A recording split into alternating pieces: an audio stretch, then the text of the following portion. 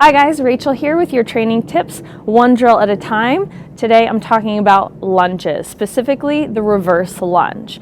So the biggest things that I see or hear about this from other fitness people is just kind of the position maybe doesn't feel comfortable for them. They get tightness in the hips or pain in the knee. So I'm just going to talk about some options that you can explore so that when you go to perform your reverse lunge, you kind of know where you're at. So if I go body weight style, I'm going to start with the feet about hip width distance apart.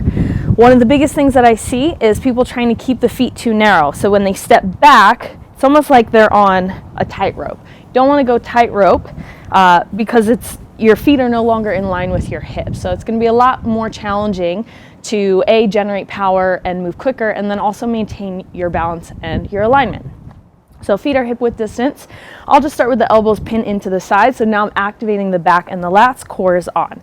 I'll go body weight style for speed. I'm going to keep the chest lifted, almost like I'm leaning back against a wall and stacked right on top of the hips. So stepping back with the right leg, I'm going to aim to go 90-90 with the leg. So front knee is stacked over the ankle, back knee is underneath the hip, and then pushing off the ball of the back foot and driving through the front left heel to stand up.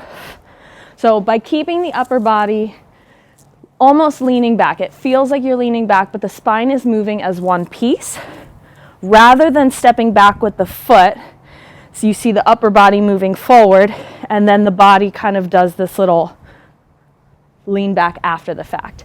So if you're looking for speed and you're looking for more body weight style, you want to stay lifted.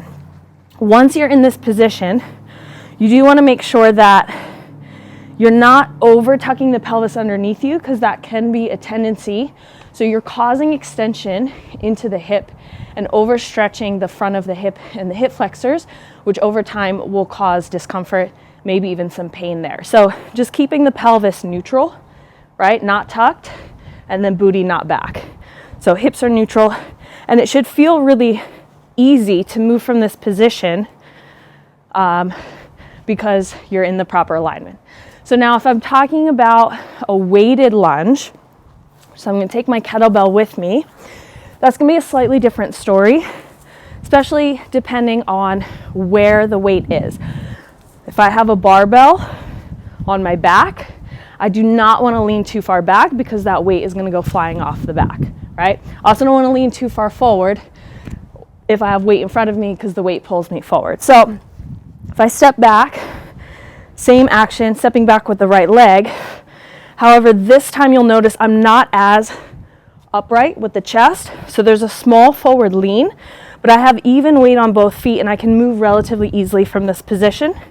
I'm going to take the same push of the ball of the back foot, drive through the front heel, and then standing straight up at the top.